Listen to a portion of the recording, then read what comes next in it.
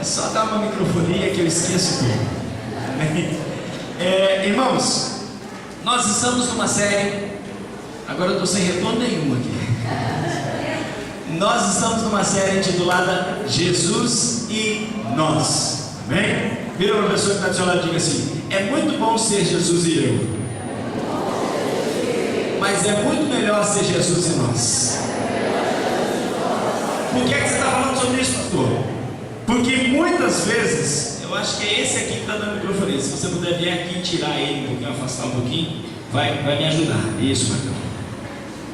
Esse aqui que está puxando o microfone, puxa ele mais longe possível aqui.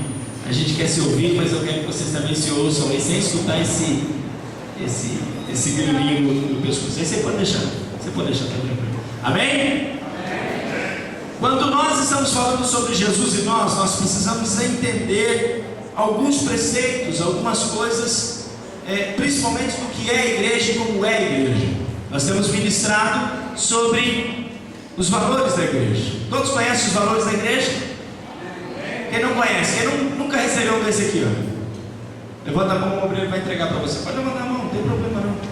Tem várias pessoas, rapidamente, obreiros, entrega para essas pessoas. Por quê?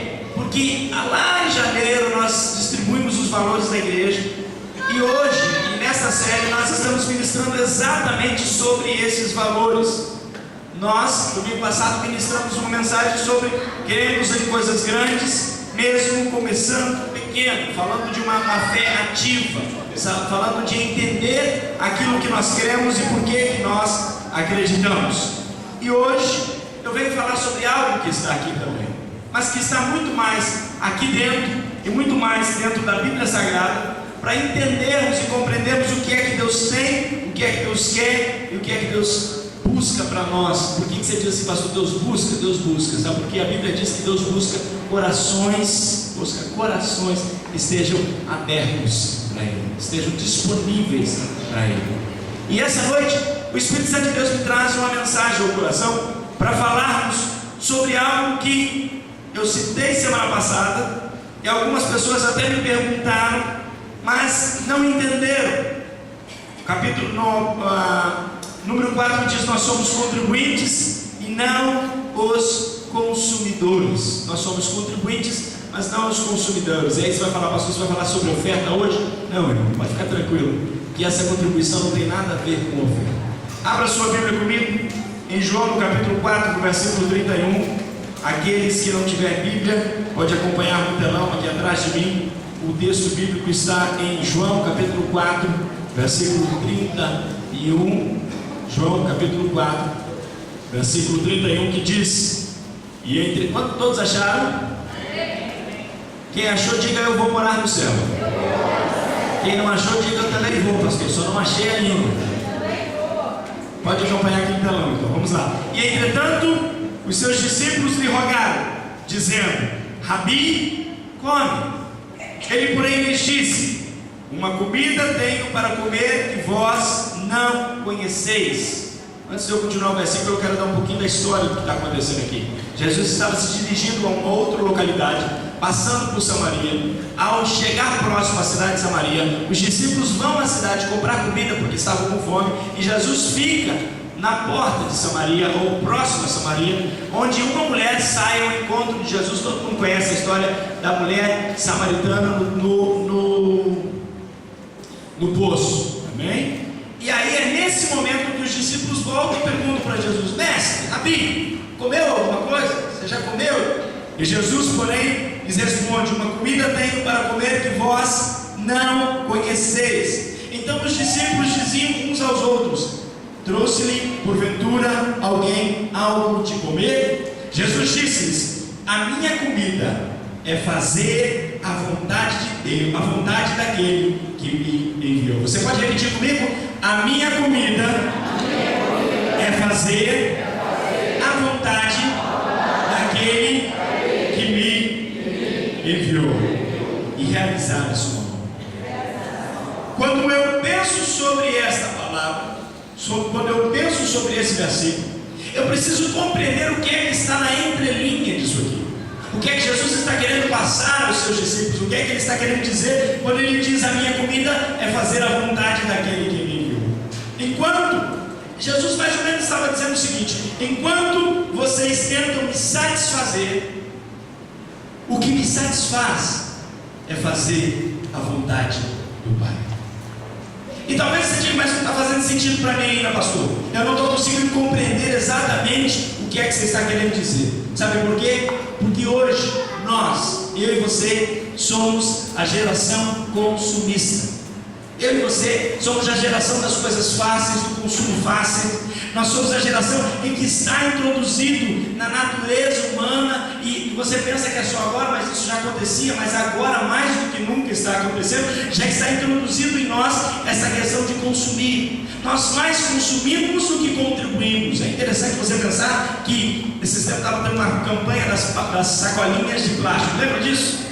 Voltou, essa sacolinha está tudo aí de novo, porque o lixo que produz nunca vai ser consumido e tal, mas todo mundo quer comprar e ninguém quer sair de lá sem sacolinha, não é verdade? Você vai no mercado e você sai sem sacolinha? Você é tão consumista que você só vai no mercado que tem empacotador.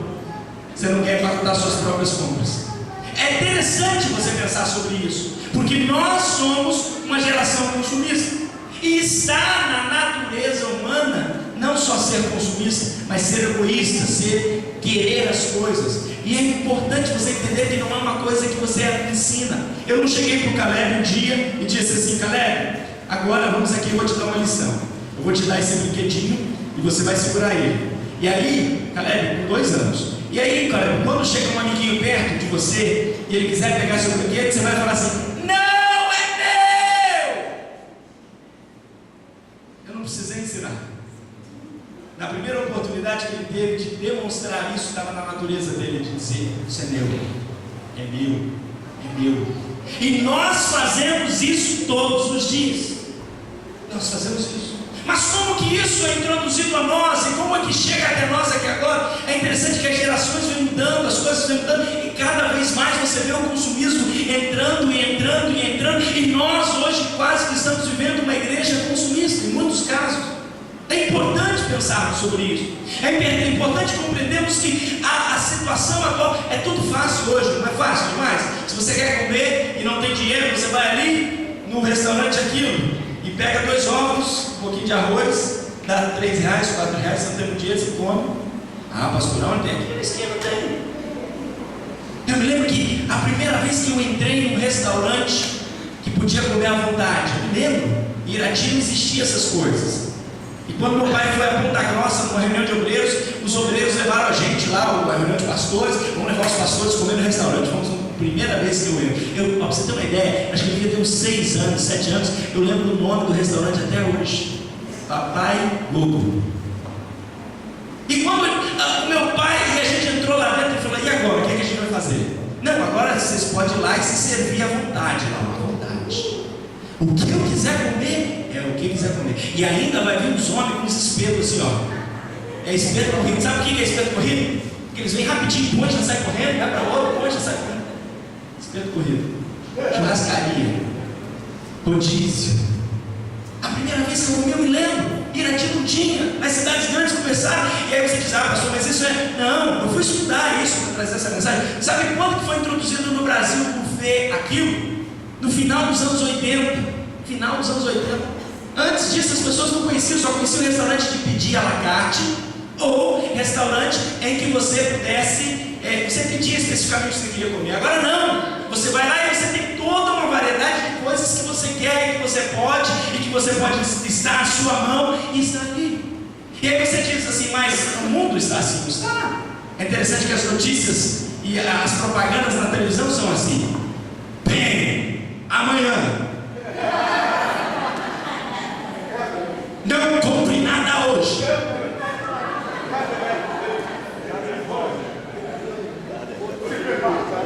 Provoquei os vendedores aqui hoje. E aí você vê o que é que se foca nas propagandas. Olha lá, eu fiz uma relação que se foca: qualidade, valor, estilo, serviço, seleção, conveniência, economia, desempenho, experiência, taxa baixa, serviço simpático, nome da marca, termos simples, preços acessíveis, garantia de um dia de volta, instalação gratuita, entrada franca, test drive, alteração gratuita, entrada gratuita, orçamento sem compromisso, estacionamento grátis. Vai aqui, estacionamento grátis. Por quê? Porque ele vai comer alguma coisa de você lá na frente. Legal. Aí você diz, mas eu não tenho dinheiro. Não tem problema. Por quê? Sem problema. Sem barulho, sem confusão, sem riso, sem compromisso, sem burocracia, sem entrada, sem taxas escondidas, sem obrigação de compra. Ninguém vai ligar para você. Não há pagamentos de juros até setembro de 2020.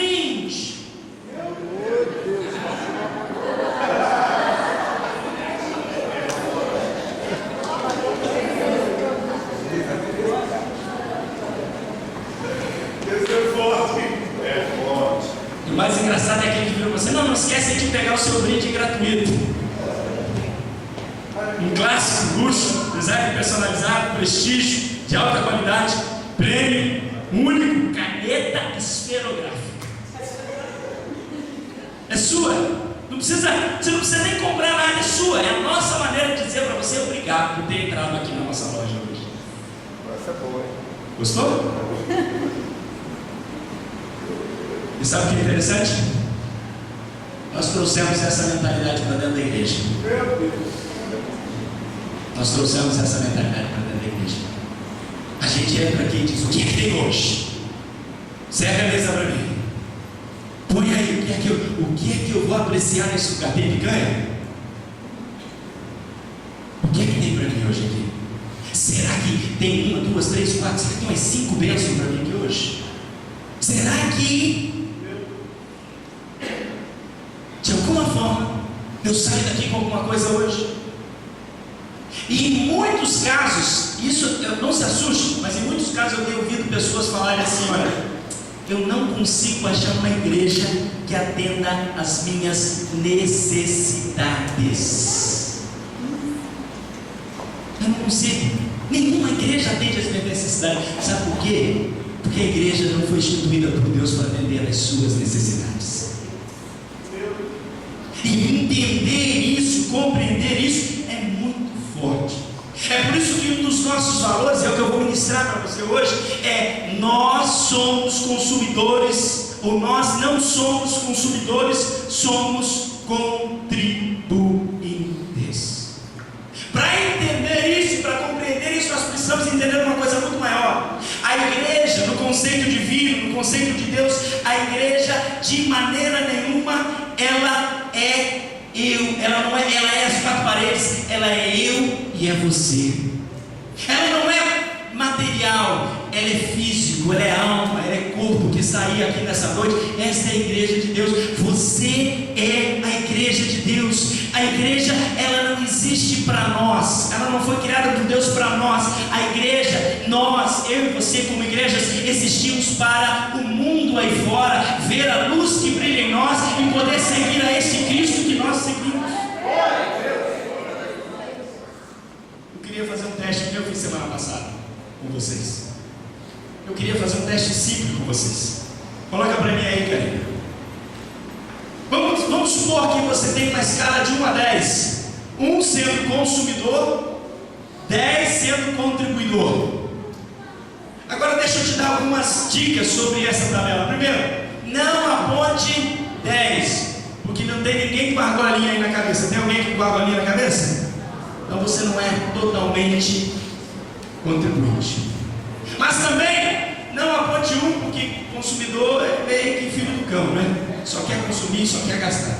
Mas eu queria que você fizesse uma análise de como é que está a sua vida nessa escala diante de Deus, entre ser contribuinte e entre ser consumidor. E eu vou te ajudar nisso. Vou te ajudar.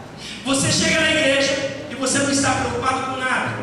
E aí de repente quando você entra na igreja, as suas crianças vão para a salinha. Você não quer nem saber se alguém dá aula ou não dá aula. Você nunca se ofereceu para ajudar para dar aula ou ajudar a atender as crianças. Aí você chega na igreja, domingo de manhã tem um cafezão abençoado, grátis, de free. Você pode vir, todo mundo é convidado para vir tomar esse cafezão, mas você não está nem aí. Como é que foi posto esse café, tirar a mesa e nem pensar onde teve um casamento abençoado. Mas aí a hora de ajudar a fechar as coisas, ele vai gritar: vou embora, vou correr. Essas coisas que eu estou tentando colocar diante de você. Você senta-se no banco e você diz: vem a mim, manda o prato.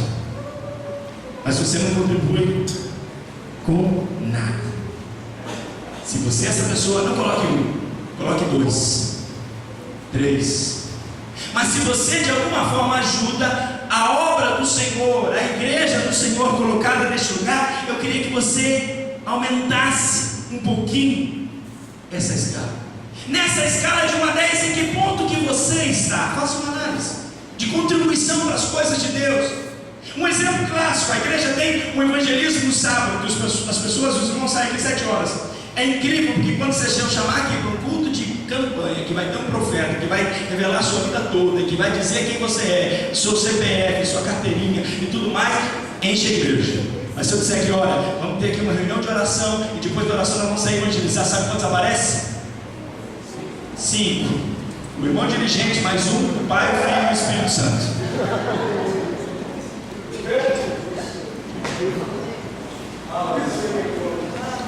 E aí a gente para pensar, peraí, mas o que é que eu faço dentro da igreja? O que é que eu faço? E aí você diz, pastor, mas você está pregando uma realidade que não é a realidade da igreja. Irmãos, essa é a realidade de todas as igrejas que eu tenho contato com os pastores por aí.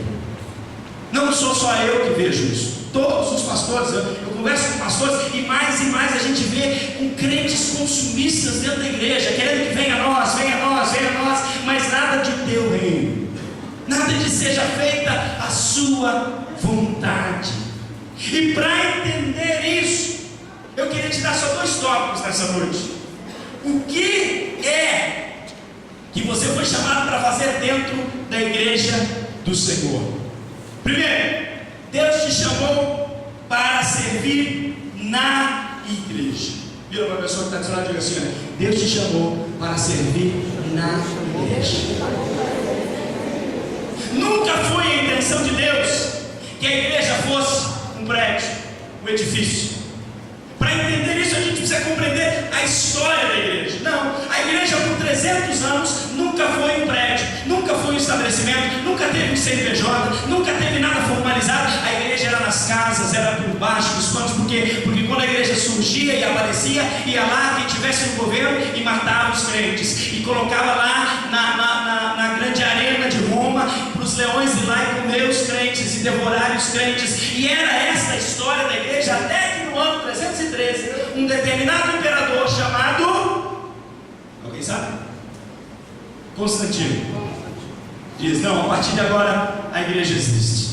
Eu sou da igreja e a igreja existe. Legalizou a igreja. A partir daquele momento, muito se fez, muito se criou, mas a partir daquele momento, a igreja se tornou um templo e deixou de ser simplesmente nós, eu e você. Quando os apóstolos se reuniam como igreja, eles, se estivessem 2 ou 3 reunidos no nome do Senhor, a palavra do Senhor diz que ali Deus estaria com eles, e ali era uma igreja. Por que você está pregando isso, pastor? Porque nós precisamos compreender, nós precisamos entender que nós não vamos à igreja, nós somos a igreja. Diga para mim: eu não vou à igreja, eu sou a igreja. Se Jesus mora em você, se o Espírito Santo habita no seu coração, se Ele fez uma obra na sua vida, você é a igreja de Cristo, você é a morada dos céus, você é o templo sagrado que Deus consagrou para ser, para quê? Para carregar a glória e a unção dele por aí, por esse mundo afora. E entender isso é muito importante e específico. Por quê? Porque a partir do momento que você entende isso, você entende uma coisa maior. Deus não te chamou, não te capacitou, não limpou o seu caráter, a sua vida, os seus carrapichos. Deus não fez isso só para você sentar aqui e dizer: que bonito que eu sou na presença de Deus. Não, há mais do que isso. Olha o que Deus fez. Coloca para mim lá, carinho. Olha o que está escrito em Romanos capítulo 2, versículo 6. Temos diferentes, mais forte, temos diferentes de acordo com a graça que nos foi dada. Se alguém tem o dom de profetizar, use-o na proporção da sua fé. Olha, aí você fala: nossa, que dom bonito, que dom lindo, é o dom excelente, é o dom da profecia. Mas Paulo não para aí, Paulo cita 7 dons aqui. E olha os dons que ele cita. É interessante os dons que ele cita. Segundo versículo, se o seu dom é fraco, se o seu dom é sirva. Se o seu dom é ensinar, ensine. Se o seu dom é... Tem isso, pastor? Dar ânimo. Se é contribuir, que contribua generosamente. Se é exercer liderança, que exerça com. Se é mostrar misericórdia, que faça com. Interessante, né? Servir, ensinar, exortar, contribuir, liderar, mostrar misericórdia e profetizar. E aí você diz assim, pastor, mas qual é o meu dom? Qual é? Eu me lembro do meu seminário lá nos Estados Unidos. E quando nós estávamos falando sobre dom, o professor contou uma história que ficou marcada na minha cabeça. Como é que você descobre o seu dom? É simples. Você está num restaurante, aí descobre muito torta de maçã. Você sabia disso? Muita torta de maçã. Aí vem aquela torta dura por fora, mas dentro tem um negócio todo mole. Todo bem molinho por dentro. Aí você está lá comendo, você põe o prato muito próximo e de repente sabe o que acontece? O prato vira em você. E aí você fica cheio de torta de maçã aqui. Aí o que isso tem a ver com o dom, pastor? É simples. Dependendo da pessoa que está do seu lado, você vai descobrir o dom dela naquela hora. Por quê, pastor? Porque se a pessoa está do seu lado, olha para você e diz assim, deixa eu te ajudar, e começa a limpar, e te ajudar a limpar, aquela pessoa tem o dom de servir. Se a pessoa está do seu lado, olha para você e diz, não, peraí, deixa que eu compro outro, pode deixar, não, manda vir torta para todo mundo aqui na mesa agora. Não, essa pessoa tem o dom de dar, contribuir. E se aquela pessoa que está te olhando para você diz, não se preocupe, vamos aí, nós já vamos organizar essa bagunça, vai lá, pega o pano, vai lá, faz isso, vai lá, faz aquilo. O que essa pessoa tem o dom de quê? Liderar, administrar. Ah não, aí tem uma outra pessoa do seu lado e essa pessoa faz ao contrário. Não, isso aconteceu comigo também, mas foi tão engraçado, bateu, virou sobre mim, nossa, mas não liga não, né?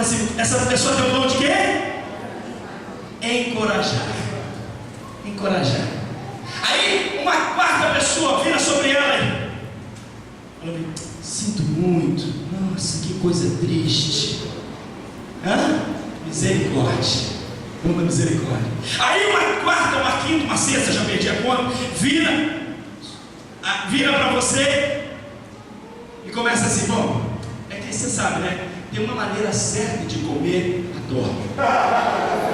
Na verdade, em hebraico, torta Aí tem 3 pontos que eu posso ensinar para você aqui nessa questão de comer torta. Essa tem o dom de quê? É ensinar. Ela quer explicar todas as sequências. E aí tem uma última pessoa que olha para você e diz assim, esta foi a coisa mais boba que eu já vi na minha vida. Como é que você, uma pessoa adulta, uma pessoa de bem, vira uma torta sobre você? Que não é esse? Profecia. Profecia não é assim, faz, acontece, tem jeito. Você descobre o dom com uma torta virando sobre você. A pergunta que é, você precisa que eu jogue uma torta sobre você para você descobrir o seu dom? Não. Qual é o seu dom? Qual é o seu dom? Para que foi que Deus te chamou? E sabe o que é engraçado como pastor? Eu consigo observar isso daqui de cima. É interessante. Há um tempo atrás um jovem veio para cá, aceitou Jesus. E aí ele aceitou Jesus, nem carro tinha, só vinha de moto. Aí de repente um dia ele falou, pastor, tem que arrumar um carro. Aí sabe o que ele faz? Ou faz, pelo menos eu vejo ele fazer sempre. Ele enche o carro dele com tudo quanto é gente que ele consegue trazer de volta à casa dele e traz para a igreja. É de dia, no culto de dia, é à noite, no culto à noite. Ele faz isso sempre. E aí você diz, pastor, o que é, pastor? Eu não vou citar o nome, mas o que é isso, pastor? Ele tem um dom. Qual é o dom? Ele quer salvar essas pessoas também, ele quer buscar. E o dom dele é trazer pessoas para cá. Ele faz isso. Tem outras pessoas que você não enxerga, mas se você vem aqui ontem, 1h estava aqui fazendo o quê? Limpando a igreja. Ou se você viesse ontem, 3h estava aqui fazendo o quê? Organizando as coisas. Cada um tem um dom específico. Quando a gente olha daqui de cima, a gente observa os diversos dons, as diversas coisas.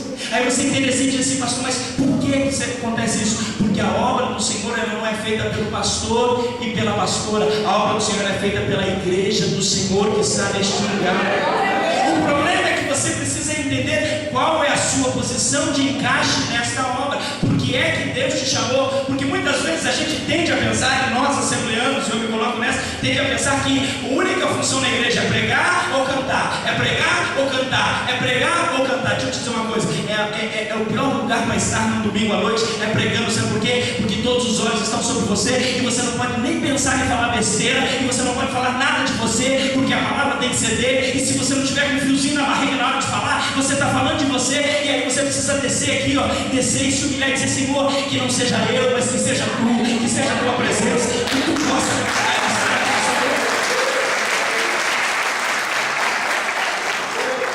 Mas quando você olha, alguém teve que varrer esse chão.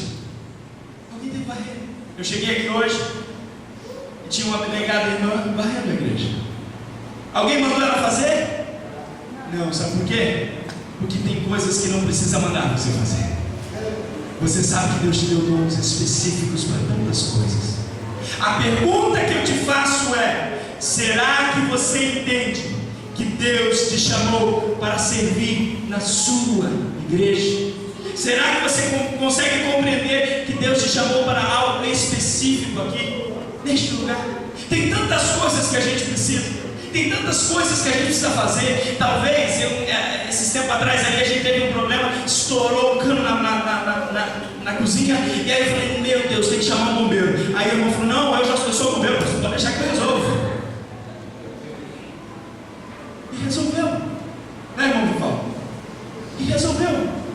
É assim que funciona. O que é o dom que Deus deu para você? O que é que Deus colocou nas suas mãos para você fazer? E o que é que você está fazendo com isso que Deus deu nas suas mãos? Eu queria aproveitar e mencionar que sim, as crianças precisam de professor. As crianças precisam de mulheres e mães. E entenda uma coisa: não é só trazer os seus filhos. É pelo menos um domingo ou uma quinta no mês você dar o seu tempo de ficar lá com as crianças, para que as outras mães também possam estar aqui dentro e assistir o culto com você. Entender isso. Talvez você não cante, se você subir aqui para cantar vai sair todo mundo correndo. Talvez você não pregue, você tenha medo de pregar, pegar no microfone. Mas olha, a gente precisa de diáconos, de obreiros para trabalhar na obra do Senhor. A gente precisa de pessoas envolvidas, querendo fazer a obra do Senhor. Quer ver uma coisa mais bonita do que se pode ter notícia? Se chama a função de evangelizar, de dizer assim: eu quero falar de Jesus. Mas pastor, eu não fiz nenhuma faculdade, eu não fiz nenhum seminário, eu não sei nada. Se Jesus te amou e mudou a sua vida e mudou a sua história, você já tem uma mensagem dentro de você. É só abrir a sua boca e dizer: o que Jesus fez na minha vida, pode fazer na sua vida. Mas o que Ele fez na sua vida? Então agora você vai deixar eu contar. Não é assim? Não é assim? O problema maior é entender isso. Você sabia que Deus te chamou para amar, abraçar, estar juntos e viver isso? Por isso que nós aqui na Igreja do Avivamento, nós não somos contribuintes, nós não somos consumidores, nós somos contribuintes. Segunda coisa que eu quero falar para você nessa noite, segundo conselho: além de Deus ter te chamado para servir na igreja, Deus te chamou para servir como igreja. Vira para a pessoa que está do seu lado e diga assim: além de eu ser a igreja, eu tenho que servir como a igreja. Pastor, não entendi. Vou te dar um texto que você vai entender agora. Mateus capítulo 5, versículo 14. Põe para mim, carinho. Diz assim: vocês são a... Esse texto ele me deixa um pouquinho apreensivo. Sabe por quê? Porque quando a Bíblia afirma que você é a luz do mundo, a Bíblia está dizendo que você tem que brilhar. Vocês são a luz do mundo. A pergunta que eu quero fazer antes de prosseguir aqui agora é: que tipo de luz é você? Que tipo de luz é você? O que tem brilhado na sua vida? O que tem demonstrado quando as pessoas olham para você? O que transparece para as pessoas? Será que elas conseguem ver a verdadeira luz? Porque a verdadeira luz não é você. A verdadeira luz está em você. Será que o que tem transparecido é a luz que está em você, ou simplesmente um vidro embaçado? Um vidro sujo? Problema uma luz fraca, uma luz apagada. O que é que as pessoas veem em você? Não se pode esconder uma cidade construída sobre um monte, e também ninguém acende uma candeia e coloca debaixo de uma vasilha. Pelo contrário, coloca num lugar apropriado, e assim ilumina todos os que estão na casa. Que bonito essa passagem, né? Aonde você estiver, você tem que iluminar. Em o lugar que você estiver, você tem que... Domingo passado eu falei do agente secreto de Cristo, 007. Você não pode ser, você tem que ser luz. E essa luz não é que você tem que pôr um adesivo na cara e dizer: eu sou de Jesus, propriedade exclusiva de Jesus. Não, é que as pessoas vão olhar para você e vão ver Cristo nas suas atitudes, vão ver Jesus nas suas ações, na maneira em que você trata, na maneira em que você faz as coisas. Eles vão ver Jesus na sua vida. Assim brilhe a luz de vocês diante de todos os homens, para que vejam as suas boas obras. Eu queria parar um pouquinho aqui, sabe por quê? Essa semana eu tive uma conversa com o irmão da igreja sobre exatamente isso, sobre a questão das obras, sobre a questão de fazer.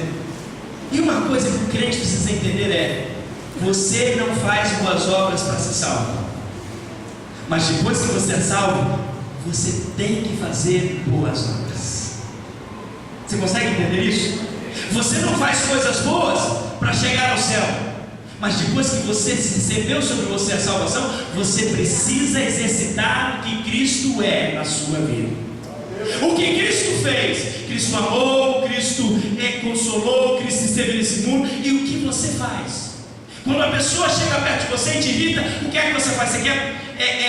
Ontem foi um exercício clássico disso na frente da igreja aqui. Um moço chegou todo querendo comida e gritando e falando alto. Irmãos, o moço conseguiu tirar 2 servos do Senhor aqui do céu, e um deles sou eu. Pastor, isso não é vergonha? Não, sabe por quê? Você precisa entender que o pastor também é homem, que quando escuta as coisas também dói. A gente não é de ferro, não. A gente é igual a vocês. E é importante entender que é nessas horas. E aí depois eu fiquei pensando: nossa, tinha um monte de irmãos ali da igreja, e vendo, não sabe nem o que o falou, não sabe nem o que ele bateu boca, e aí fica vendo o pastor falar um negócio desse aqui. Vai embora, rapaz. O pastor mandava o bêbado embora. Bêbado. Trêbado. Não estou me justificando, estou me abrindo. Sabe por quê? Será que a luz de Jesus está raiando em mim, de verdade? E a pergunta que eu faço para você: no seu dia a dia, no seu caminhar com Deus, será que a luz de Jesus está raiando em você? Ou você leva uma fechada, e aí você grita: Deus te abençoe?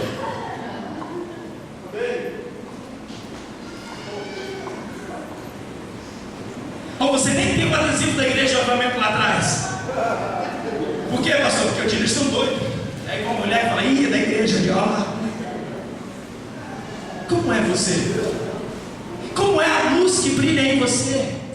Qual é essa luz? O que Jesus tem feito através de você? Sabe por quê? Porque quando a luz brilha e as boas obras aparecem, entenda uma coisa aqui: quando a luz brilha, as boas obras aparecem. Por quê? Porque a Bíblia fala de algo que está dentro de você, de uma transformação que acontece na sua vida, e que é o que nós chamamos de fruto do Espírito. Que é fruto do Espírito? O amor, a paz, a longanimidade, a benignidade, essas coisas todas.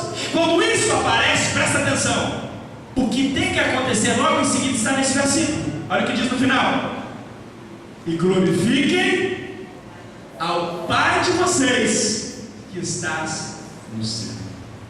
Se o que você faz traz louvor a você, tem algum problema? Não tem problema. Agora, se o que você faz traz louvor a Deus, essa é a maneira certa de fazer. Por isso, em todo tempo, em todo momento, transfira para Ele a glória. Eu queria que você entendesse isso. A unção de Deus, o poder de Deus, a glória de Deus que está sobre a sua vida não é sua. O cheiro suave do Espírito que está sobre você não é seu. Tudo o que você faz, tudo que você executa, tudo que você, as habilidades e os dons que Deus te deu, já está ali, foi Deus que te deu, e você precisa ser um espelho. A música cantada aqui, não é um espelho daquilo que você é, mas é um espelho daquilo que Ele é. E quando a pessoa olhar para você, ela não vê você, ela vê Cristo em você, ela vê Cristo na sua vida. E isso é forte, por quê? Porque isso fala do que é que você está fazendo na igreja, o que é que você veio buscar. Muitas vezes a gente vem para cá só atrás de bênçãos, e Deus está olhando para você e dizendo assim: não, olha, eu quero te dar muito mais do que isso, mas primeiro eu preciso moldar você. Primeiro eu preciso que você entenda que o que vive dentro de você é mais forte e mais poderoso do que todas as coisas. Olha o que aquele texto diz: olha, segundo o seu poder e autoridade, Ele nos dá poder e autoridade para fazer coisas maiores do que Ele fez, porque o poder que está dentro de você que Ele mandou. Vou te mandar um Consolador que vai capacitá-los. Agora o problema é quando nós nos apossamos disso, dizemos: eu posso, eu tenho, eu faço, eu consigo. E Deus está dizendo para você nessa noite: não é o que você pode, não é o que você faz, é o que eu posso fazer por você. Cutuca a pessoa que está do seu lado e diga assim: eu creio em Deus que pode fazer mais, mas eu também creio que eu preciso abrir o meu coração para entender o que Deus quer na minha vida. Um jovem se converteu ao Senhor no final da década do século XVIII, e ele foi para a igreja, ele começou a crescer dentro da igreja, e um dia ele chegou para o superintendente da escola dominical, viu, Jacques, e disse assim: eu quero ser professor de classe aqui. E o superintendente virou para ele e falou assim: olha, você pode ser seu professor, mas você tem que trazer os seus próprios alunos. E aquele jovem saiu na rua, juntou um monte de mendigo, de pessoas que precisavam de Cristo, de pessoas que nunca tinham entrado na igreja, trouxe para a igreja, chegou na porta da igreja. Naquele tempo, os bancos da igreja eram pagos, cada família tinha um banco, era pago da família. E aí, o superintendente falou: mas você não tem banco para colocar esse povo. Ele disse: mas vamos fazer o seguinte, eu vou pegar o meu salário todo do mês e vou te dar. E não dá para comprar um dos bancos suficiente para esse povo, mas eu vou dar ele e os próximos salários todos, porque eu quero ver esse povo aqui dentro. E o superintendente liberou para que ele fosse professor daquela escola dominical. Eu estou falando de um homem, um jovem chamado D.L. Moody, que se tornou um dos maiores pregadores do Evangelho da Palavra do Senhor. Sabe o que é? A chama de dividir o Evangelho. Ele ganhou milhares de almas para Jesus. Ele fazia avivamentos enormes com grandes pessoas, mas ele começou lá na escola dominical, trazendo gente para ouvir ele falar lá na escola. O que é isso, pastor? É você entender que o dom que Deus deu para você, Ele pode começar a exercitar pequeno aqui, ó. Talvez você não entenda que Deus tem as nações para você, ou talvez Deus tenha coisas diferentes para você, mas o que você precisa fazer é começar a exercitar agora.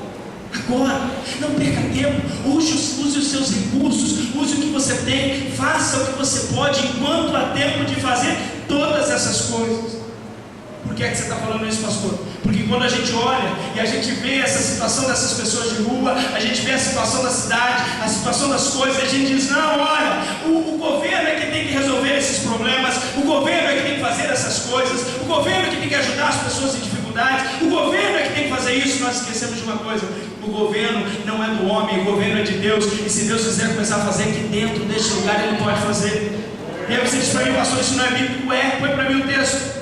Olha o que diz lá em Atos do capítulo 4, no versículo 33: e grandiosa graça estava sobre todos eles. Que é isso? Havia uma graça de Deus sobre aquelas pessoas que estavam se convertendo. E olha o que o texto diz: e não havia pessoas necessitadas como eles.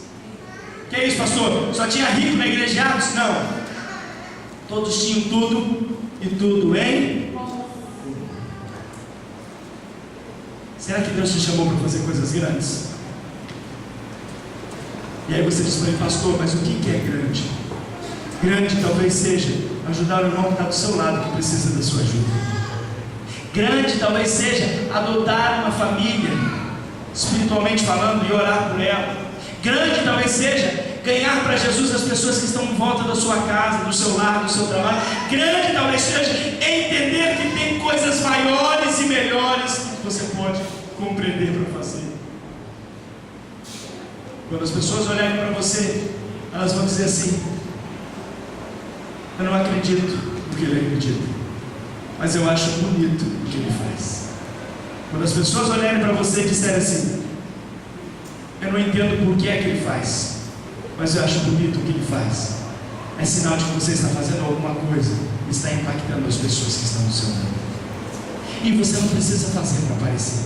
Sabe por quê? Porque Deus não deixa escondido nenhum candeeiro dele. Deus mostra. Deus mostra.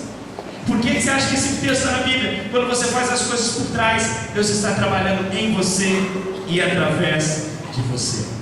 Sabe qual é o meu maior sonho? Meu maior sonho. Meu maior sonho é que nós, aqui da Igreja do Avivamento, sejamos conhecidos pelo nosso amor. Amor pelas vidas, amor pelas almas que estão aí fora, amor pelas pessoas que estão aqui dentro, amor por todos aqueles espiritualmente e também carnalmente. Você não tem problema de amar as pessoas, de dizer para ela que em Cristo fraternalmente nós somos sim irmãos e nós precisamos viver como irmãos. Sabe por quê? Porque eu vejo algo muito maior neste lugar. Eu vejo algo muito maior. Eu vejo neste lugar uma igreja onde as pessoas dão mais do que recebem. Eu vejo neste lugar uma igreja onde as pessoas servem mais do que foram servidas. Elas não medem o que serviram elas para servir. Eu vejo uma igreja onde as pessoas amam mais do que foram amadas. Eu vejo uma igreja onde elas são mais apaixonadas por alcançar uma geração que está se perdendo aí fora. Eu vejo uma igreja que não julga aqueles que estão sem Cristo, aqueles que chegam aqui com bagagens, com problemas, sejam problemas de qualquer ordem, mas ao contrário, nós amamos Ele com toda a nossa alma, com todo o nosso coração.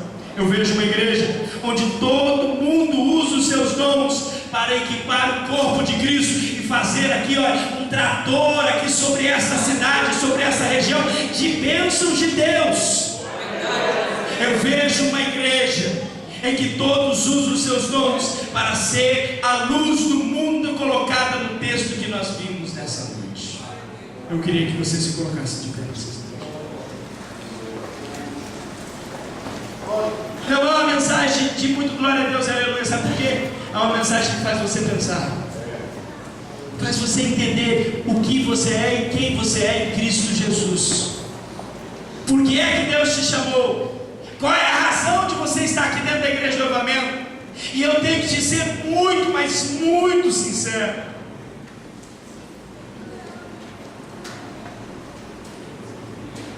Se você está aqui simplesmente porque acha que Deus tem muito mais bênçãos para você aqui, entenda. Eu não vou criticar a sua fé, mas eu preciso que você entenda que Deus te chamou para este lugar para dar muito mais do que receber, para se doar muito mais, para entender que o verdadeiro Evangelho não é simplesmente para que nós possamos sair por aí bem e dizer estou bem, não. É para que nós possamos sair por aí iluminando as pessoas que estão do nosso lado. Entender que nós somos chamados para tocar vidas, impactar vidas, mudar a história desta geração, mudar a história desta cidade. Deus te chamou para coisas maiores, para coisas melhores. Deus te chamou para coisas grandes. Mas se você não começar nas pequenas, nunca vai acontecer nas grandes. Nunca. Se não começar a fazer o que você tem que fazer agora, a exercitar o que você tem que exercitar agora. Há um tempo atrás eu lancei o desafio de abrir casas aqui. Nós abrimos GFA, Grupos Familiares de Avivamento. Muitos irmãos se propuseram. Mas teve uma irmã especial que abriu sua casa e de lá saíram muitas almas. E a gente analisando, uma das coisas que a gente entendeu foi que por que é que lá deu certo e nos outros lugares ainda não deu certo? Estou dizendo ainda não deu certo. Porque essa irmã colocou o coração nessa empreitada. Ela colocou o coração.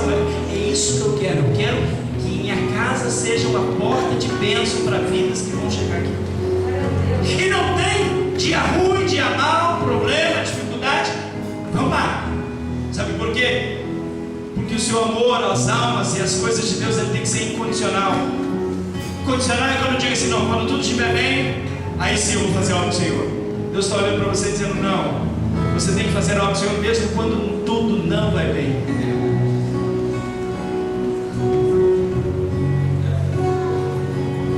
É dura essa palavra. Talvez você está com um problema dentro da sua família, dentro do seu lar, do seu relacionamento. Talvez você está com um problema de enfermidade. Você diga, não, depois que tudo melhorar, aí eu vou fazer. Deus está olhando para você dizendo assim, olha, se você não fizer, as coisas não vão melhorar. Porque muitas vezes nós estamos atrasando as bênçãos de Deus na nossa vida e não entendemos por quê. Deus está dizendo para você, olha, eu estou querendo te moldar, e para mim te moldar, você tem que passar pela prova. Você tem que passar pelas circunstâncias, você tem que passar pelo momento que você está vivendo. Você precisa passar por ele. Mas a maior prova de fé é passar pelo momento, não é? A gente está cantando vitória. Sim, cantando vitória é importante, mas mais importante do que isso é passar pela prova dizendo, Senhor, eu quero te servir. Eu quero te servir. Não importa o que as circunstâncias tragam. Não importa o que a situação seja, não importa o que eu estou vivendo, importa que eu quero fazer a tua vontade, é que eu quero te servir, que eu quero estar na sua casa, que eu quero te adorar, que eu quero viver a sua palavra na minha vida.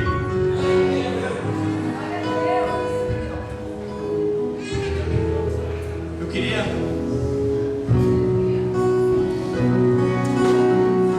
perguntar nessa noite. Quem sabe você entrou aqui nessa noite e você não está muito bem com Deus. Teu relacionamento não está muito bom com Ele. Você precisa aceitá-lo como seu Salvador. Quem sabe você precisa se reconciliar com Ele. Quem sabe você precisa dizer para Ele, Senhor, eu quero a Tua graça, o Teu poder, a Tua vida sobre a minha vida. Você é essa pessoa que entrou aqui nessa noite e precisa entregar a sua vida para Jesus. Onde quer que você esteja, levanta a sua mão que eu quero orar por você.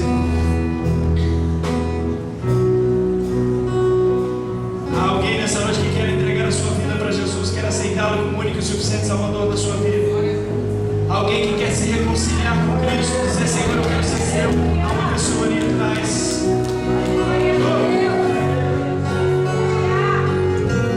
Pode ficar do lado dele, Charles.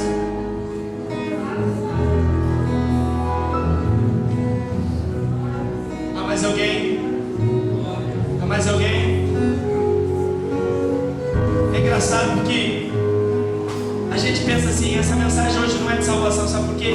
A mensagem de salvação é a mensagem bíblica. E não importa onde você lê ou você estude, Jesus fala nesta noite, neste lugar. Se Jesus te chamou essa sua noite, levanta a sua mão bem alta assim para que eu possa orar por você.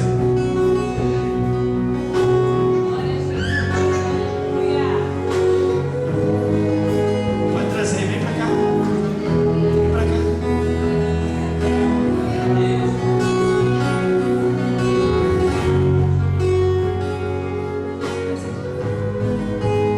Mais uma alma aqui, ó. Dá uma salva de mão para Jesus.